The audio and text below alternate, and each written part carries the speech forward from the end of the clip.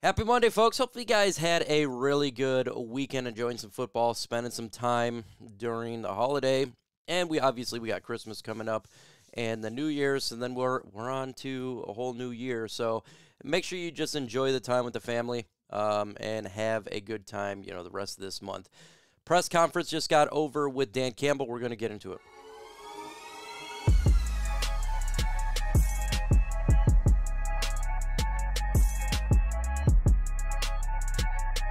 Let's get to the injury front first. So Jonah Jackson may not be playing on Sunday. Actually, it seems like Dan Campbell just spoke that. He says until Jonah tells him something different, he will be out.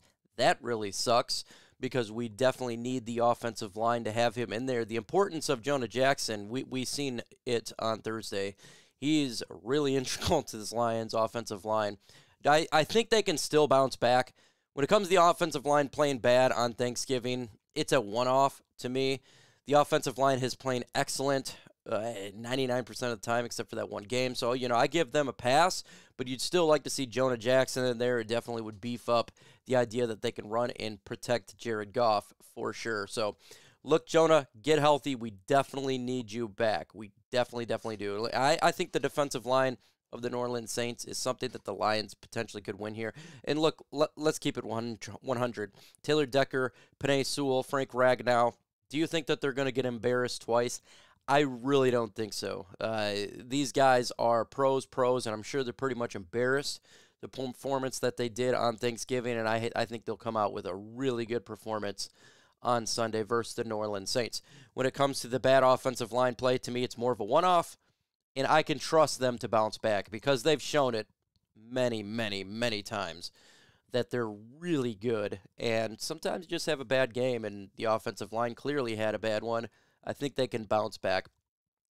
Alex Anzalone still dealing with the wrist injury. We'll see how that goes. Dan Campbell didn't really get much into it. We definitely need him back for sure. Like, he's been the best linebacker on this football team. Been really good. Alex Anzalone has been awesome. He's been a pleasant surprise in 2023. And to me, he should be in the Pro Bowl. That's how good he's been. So hopefully he can get into this game. Look, he's a tough SOB. He's the leader of this defense. And if there's any chance he can play, he will play. I have no doubt about it with his personality and his leadership and wearing that C like a G. So hopefully he's good to go. We need Alex Anzalone for sure. If not, look, there you go. Derek Barnes.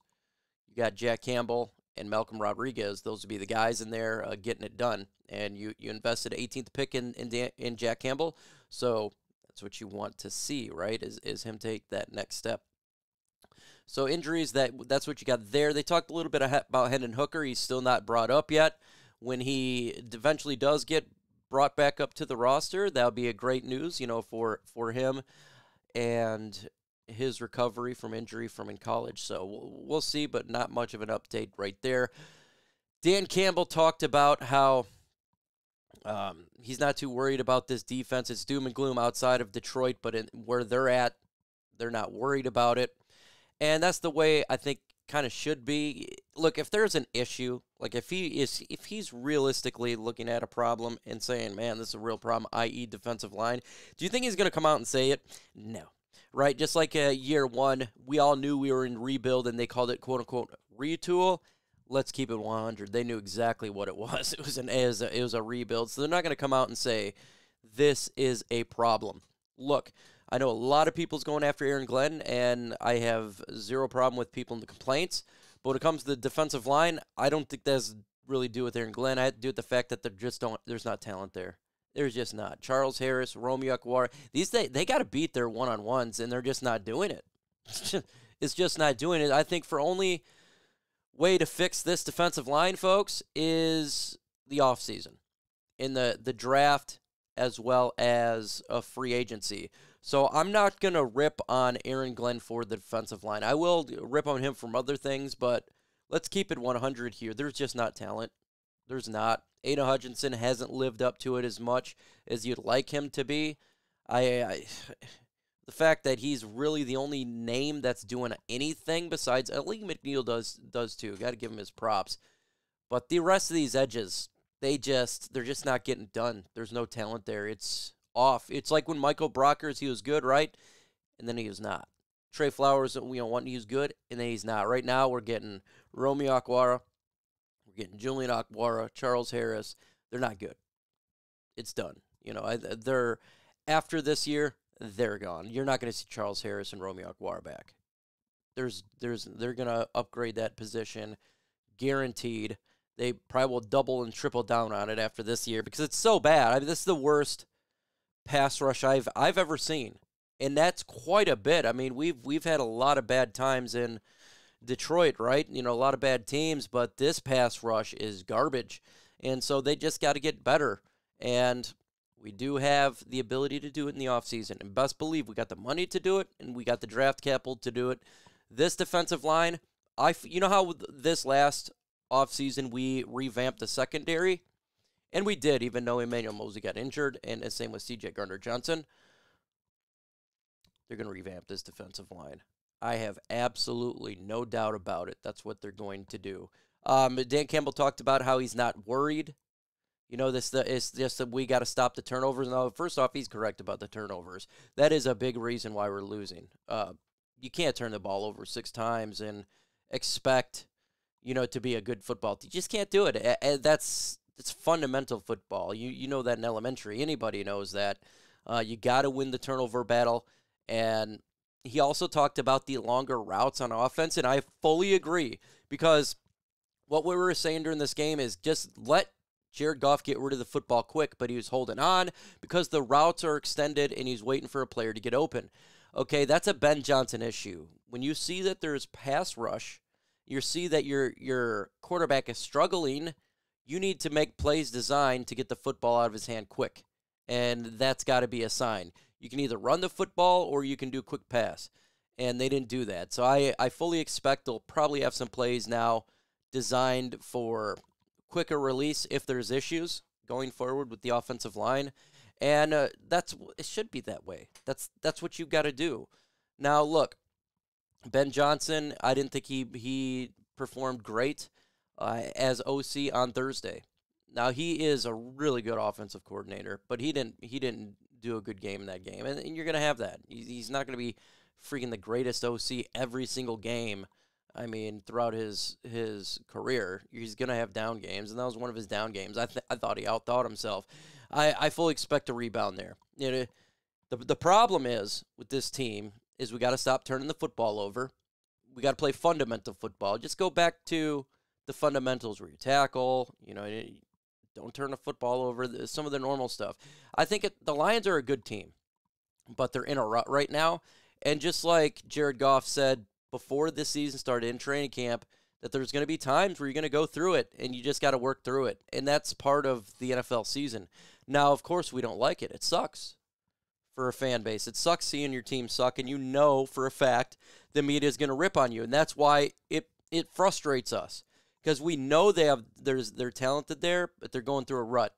But I must say, I would rather have the rut happen right now than happen 2 weeks before the playoffs.